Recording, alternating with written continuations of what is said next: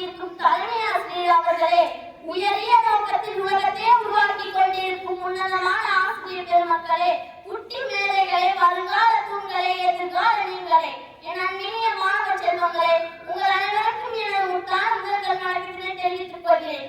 அனைவருக்கும் இனிய சுதந்திர தின நல்வாழ்த்துக்கள். நான் இன்று சுதந்திர தினத்தை பற்றி பேச வந்துள்ளேன். சுமார் 200 அடி உயரத்தில் 80,000 கிலோ ஒற்றைக்கல்லை கொண்டு போய் வைத்து நிலநடுக்கம் உள்ளிட்ட இயற்கை பேரிடமும் எந்தவித பாதிப்பும் இல்லாமல் ஒரு கட்டமைப்பை உருவாக்குவதற்காக உலகில் இயற்கலை சிறந்த கட்டிடக்கலை நிறுவனங்களும் கணித வேலைகளும் திட்டம் வகித்திருக்க வேண்டும்.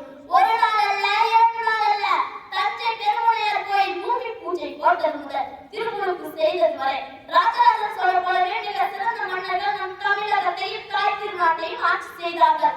அவர்களின் நல்லாட்சினாலே நமது புகழ் உலகெங்கும் பரவத் தொடங்கியது. அனைத்து நாடுகளும் இந்தியாவை தேடத் தொடங்கினர். அதோடு விட்டு விடாமல் அவர்களின் நாடு பிடிக்கும் மாற்றத்திற்கும் நம் பலியாகும் சூழல் ஏற்பட்டன. சுமார் 200 ஆண்டுகள் அழிக்கப்பட்டோம். நம் நாட்டில் நாங்கள் கொள்ளையடிக்கப்பட்டன, கலாச்சாரங்கள் சீரழிக்கப்பட்டன, கல்விமுறை, மருத்துவம், உள்கட்டமைப்பு மிக பெரிய மாற்றம் ஏற்பட்டன. பல உயிரிழப்பு போராட்டங்கள் பின் நம் அனைவருக்கும் சுதந்திரம் கிடைத்தது. மறைக்கப்பட்ட ஒரு ஆச்சரியமான நிகழ்வு என்னவென்றால், விடுதலை பெறுவதற்கு 15 நிமிடங்களுக்கு முன் சரியாக 11:45 திருஞான சம்பந்தரின் 2ஆம் திருமுறையில் 11 பாடல்கள் பாடத் தொடங்கினர். மெய்திருதலை கண்ட வீணைகள என தொடங்கி திருப்பரிகாரத்தின் 11 பாடலின் கடைசி அடியான அடியார்கள் வானிலை அரசாழ்வார் ஆனே நமதே என பாடி முடிக்கும் போது அதை பெற்று புலியில் கழிக்கப்பட்டு நேர்விடம் கொடுத்தார்கள். விடுதலை பெறுவதற்கே இச்சம்பவம் தான். ஆனால் அது இன்று நேர்வில் இல்லத்தில் கண்ணாடி பேழைக்குள் உறைந்து கொண்டிருக்கின்றன. 3 வருடங்கள் பின் இந்தியா குடியரசு நாடாக உருவெடுத்தது.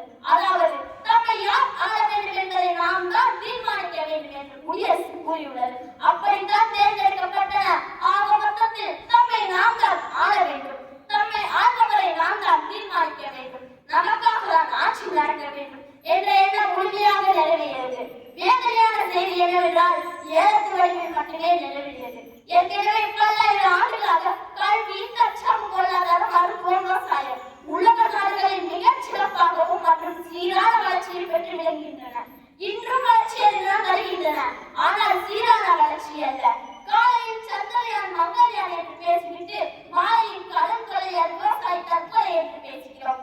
IAS, IPS தேர்வில் தமிழகம் 1ஆம் இடம், 2ஆம் இடம் என்று காலையில் பேசிவிட்டு மாலையில் ஐயோ பாவம் 10வது பேரானதாக தற்கொலை பண்ணிடுச்சே என்று பேசுகிறோம். அடிப்படை ஒன்றுதான் கல்வி. என் சிறு வயதில் என் தமிழாசிரியர் கற்றுக் கொடுத்தார் மலையே மலையே வாவா என்று. ஆனால் என் அறிவாசிரியர் சொல்லிக் கொடுத்தார் ரெயின் ரெயின் ஓ அவே.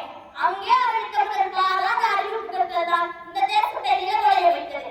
கல்வி குணங்கள் எந்த அளவிற்கு அதிகரித்திருக்கிறதோ அதே அளவிற்கு சமுதாயத்தின் குற்றங்கள் அதிகரிக்கின்றன.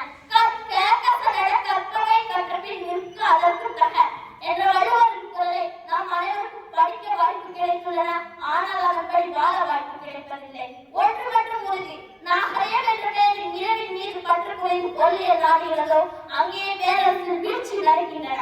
நான் படிக்கும் பள்ளி சத்திரியநாதா மேல்நிலை பள்ளியாக இருந்தாலும் படித்து தெரிவிக்கிறோம் என்று ஊக்கப்படுத்திக் கொண்டிருக்கும் ஆசிரியர்களின் ஒரு பாடங்களை வழங்குகின்றேன். நன்றி, வணக்கம். வாழ்க தமிழ்நாடு, வளர பெருமாறு. ஜெய்.